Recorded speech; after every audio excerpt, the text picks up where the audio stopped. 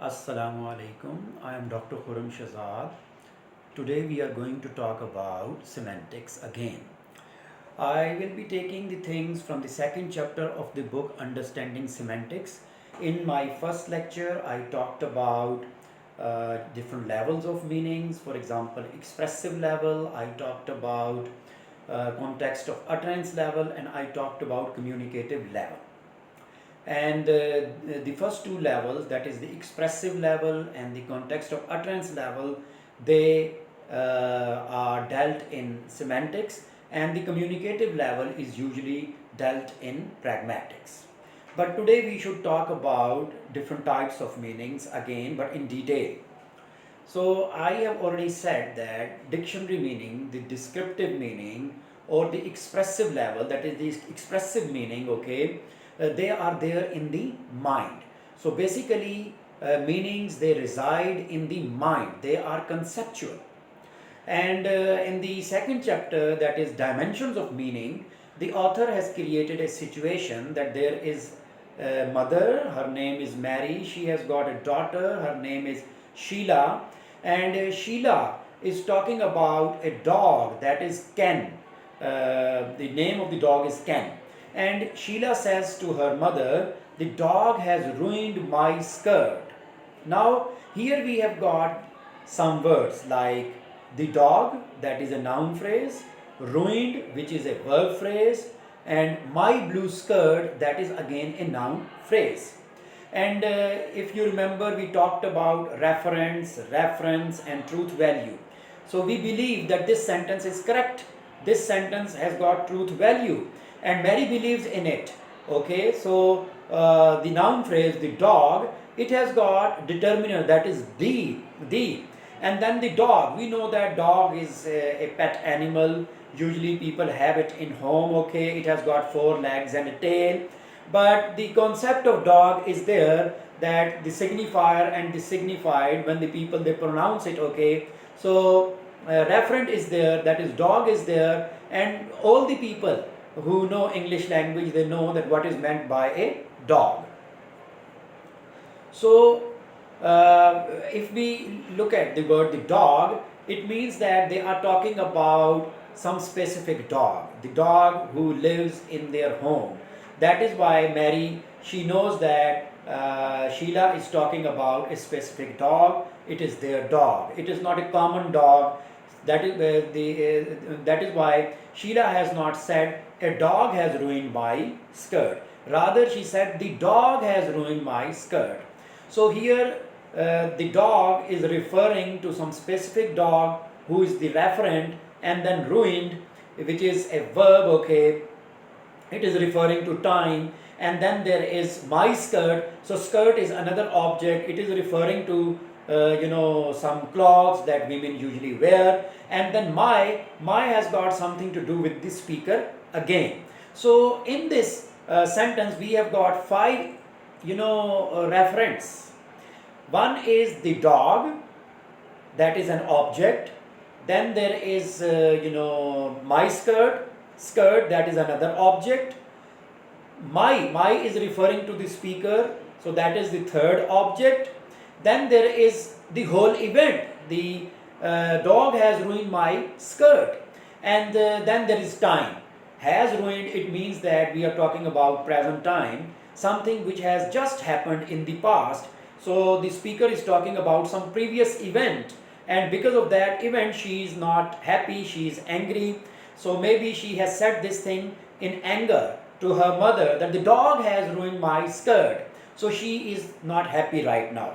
So we believe Sheila knows, and Mary believes that whatever Sheila is saying, it has got a truth value. The sentence has got reference, and there are 5 things that we have just pointed out that this sentence is talking. So dog, the concept of dog is there in the mind. The skirt's concept is there in the mind. It is in the mind of the speaker as well as the addressee, and it is in the mind of the people who know English language. Then has ruined is talking about present perfect tense, okay, present tense. So there is an event The event is the dog has ruined my skirt. So if we analyze the whole sentence, if we break it into different constituents and we find out its their reference, it means that the truth value of the sentence is determined. Okay. So it means that meanings, they are conceptual, and the whole sentence, it is presenting in front of us a proposition. Okay. So this is how we can describe the meaning of the words. Now Mary has the forms and meanings of all words at her disposal.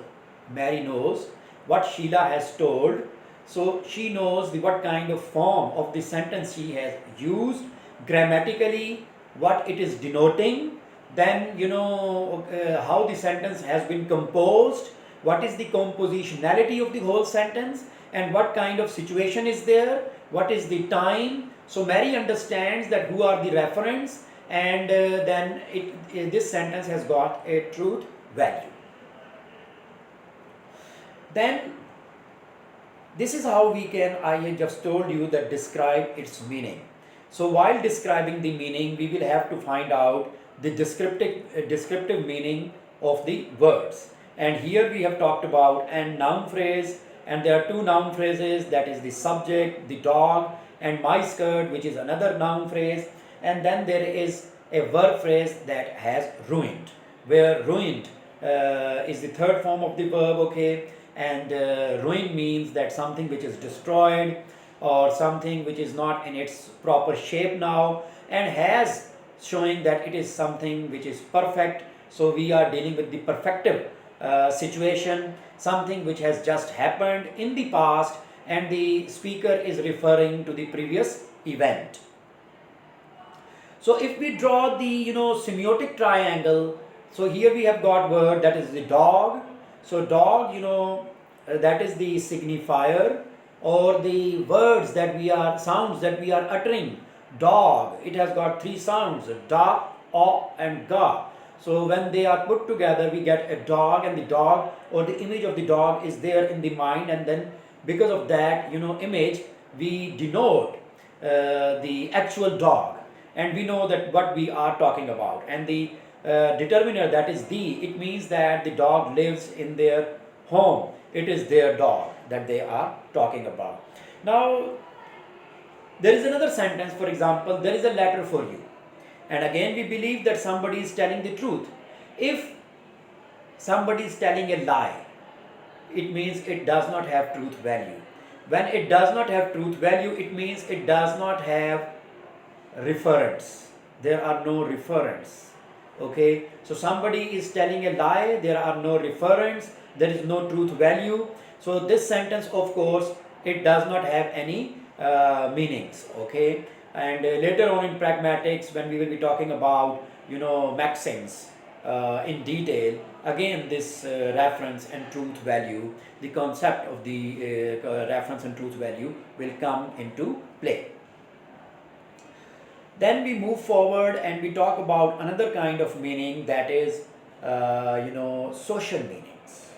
So social meanings, they are there in the society. Remember that these social meanings, they are again sometimes they may have descriptive meanings, and sometimes they may have social meanings, and sometimes they do not have descriptive meanings at all. Okay, this is another dimension of meaning. For example, the author says, because we are human beings, we interact with the people, we live in the society, we know our roles, we know who is the participant and what we are talking about, what are our aims and objectives. So of course, different words, they have got different social meanings. So the term social meanings meaning does not refer to this general aspect of verbal interaction, and is thereby not to be confused with the communicational meaning of a verbal act. Rather, social meaning is on a par with descriptive meaning. Okay, it is a dimension of the lexical meaning of certain words, phrases, or grammatical forms. For example, in Urdu, we have got aap, we have got tum, and again we have got tu. So it depends on us that with whom we are interacting. What is our relationship with that person? If I am talking with the dean, so of course I will be saying aap, but in English we have got only you. Okay, previously it had thou or you or thee, but now in standard English we have got only you. On the other hand, if we come across Punjabi, Urdu, German or Japanese, these languages still they have got formal and informal ways of interacting with the people. So depending upon the kind of relationship that I am enjoying with my addressee, I will be addressing the person. So I may say, keeping in mind my relationship with that person, aap or tum or tu. So tu is very very informal. Okay, so it means that these are the social meanings that we are talking about. So author has given the examples from the German language. Okay, and there is another example which is given by the author in understanding semantics. That is, again, it is the formal or informal use of language.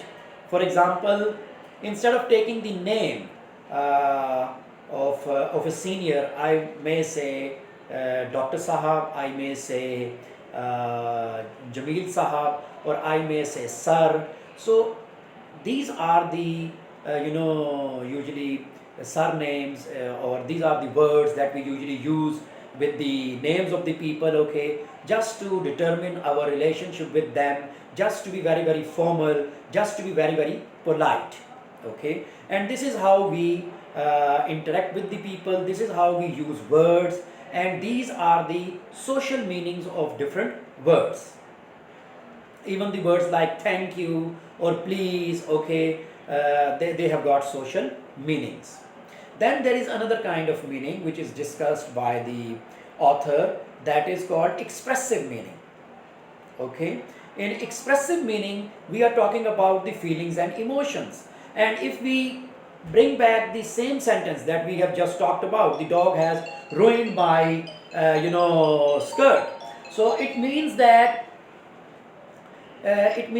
maybe Sheila, she was angry at that time, her feelings and emotions, they were involved. Okay, so it is very important that we should understand this dimension of meaning as well, that is expressive meaning. Expressive meaning is different from expression level of meaning, which is descriptive. So let's read one of the paragraphs given by the author. Anything we say will also be taken as the expression of a personal emotion, opinion or attitude. When you imagine Sheila saying the dog has ruined my blue skirt, you will probably have assumed a manner of speaking that displays her anger, indignation or frustration. But the sentence can also be spoken in a neutral manner or in a way which exhibits, shows different emotions, for example desperation or concern, but also delight, amusement or relief. It could be pronounced in a mean or a kind manner, or hastily or particularly slowly. So when our tone is involved, when our feelings and emotions they are involved, okay, it means that we are talking about expressive meanings. So Sheila would inevitably display certain traits of her personality even when she is speaking in a neutral way. By choosing the term ruin for what the dog did to her skirt, by not calling the dog by its name, by reporting damage of her property to the dog owner, in this sense, every utterance serves consciously or unconsciously expression of personal feelings, evaluations, or attitude. Again, the general aspect of language use, its expressive function, is not what is meant with the notion of expressive meaning. On a par with descriptive and social meaning, expressive meaning is part of the lexical meaning of certain expressions. It depends on the context. It again depends with whom we are interacting. What is our relationship with them? And then we will be showing our, expressive meaning, our feelings and emotions. For example, some of the expressions with expressive meaning simply are known as expressives. The most typical instances, examples, are words and phrases such as ouch, wow, oh. Such interjections are language specific. English may differ in how many such expressions they have, and an interjection may have different meanings in different languages. For example, some of the other expressives are exclamations like gosh, God damn it, Jesus, oh my God, oh my goodness, and so on. So, at least some feelings, sensations, and attitudes and evaluations can thus be expressed in two ways: subjectively and immediately by means of expressives, and propositionally by forming sentences with the respective descriptive meaning. For example, the difference between saying ouch and that hurts. So, ouch is an expression which shows that you are not feeling good, you are not feeling okay, you are feeling hurt, okay? But that hurts is a sentence with regular descriptive meaning consisting in the proposition that hurts. With a regular descriptive meaning consisting in the proposition. Ouch expresses sudden pain, as would a certain mourning. You can react to someone saying that hurts with really, which could be the response of the other person, okay, or that's too bad, or I don't believe it, okay. So these are some of the words and expressions that we usually hear. Then there are some other expressives. Even the swear words, okay, they also show our disgust. They also show the kind of anger that we have got. And the words like unfortunately, okay, or thank God, or hopefully, okay, they show expressive meanings. So you can say, fortunately, Bob will arrive tonight. Really? Or I am glad Bob will arrive tonight. So here you have added the I am glad. You have made it part of the expression. Or even fortunately, for example, where the answer again is coming really, the proposition is that Bob will arrive tonight. So speaker's attitude is expressed fortunately, or I am glad. And then there are words like swear words. For example, there are certain examples. I don't think that I should quote so many of them. But for example, the words like fucking, or what the fuck, or what the hell, okay, or words like asshole. These are the words that people use, okay, to express their feelings and emotions. So these words, they have got expressive meanings. Remember, expressive meanings or social meanings, they can be part of the expressive level of meaning that we have already talked about, okay. But usually many dictionary meanings or many books, they do not talk about these social meanings or expressive meanings in detail. So the knowledge about these two kinds of meanings is not advanced. So usually semantics deals with dictionary meanings, okay, and to some extent with connotations, because connotations usually they have got negative meanings. For example, the example given in the book is of a pig. So you usually say it's dirty, but dictionary is not telling us that pig is dirty, or the meanings dirty, they are attached with pig, okay. But it is the society in which pigs, they are usually hated. So there are social meanings which are attached with pig. So there are certain people, they will say that there is no difference in social and expressive meaning. So many semanticists consider expressive meaning and social meanings are not clearly separated. The distinction is, however, not as difficult as it might appear. The use of terms and forms with social meaning is governed for this part of their meaning by rules of social interaction. Okay. So let me summarize. I have talked about conceptual meanings again. Okay. And conceptual meanings, they reside in our mind. I have talked about reference and truth value. So the sentence, the dog has ruined my blue skirt, it has got 5 things in it. NP, there are 2 NPs, the dog and my skirt. So my is again referring back to the speaker, and the whole event, and then there is time. And the truth value is there because we know the reference, so truth value it has got. And if somebody is lying, then there are no reference and there is no truth value. Then we have talked about social meanings. And in social meanings, we have talked about the way we address the people, like Mr. or Janab or Sir, okay, and then some expressions. And then I have given the example from Urdu, aap, tu, or tum. So depending upon the situation, we use these words. Then we have talked about expressive meanings. With expressive meanings, our feelings and emotions, they are attached, okay. And some people call them euphemisms as well, okay. Because when something dirty, something bad is attached, so instead of taking their name, people usually call them using euphemisms. For example, again, if we see the politicians, the way they use language and the way they call upon other people, I don't want to use those names and use those terms. I think that you can understand how our political leaders, without taking their names, they call upon each other. So thank you very much.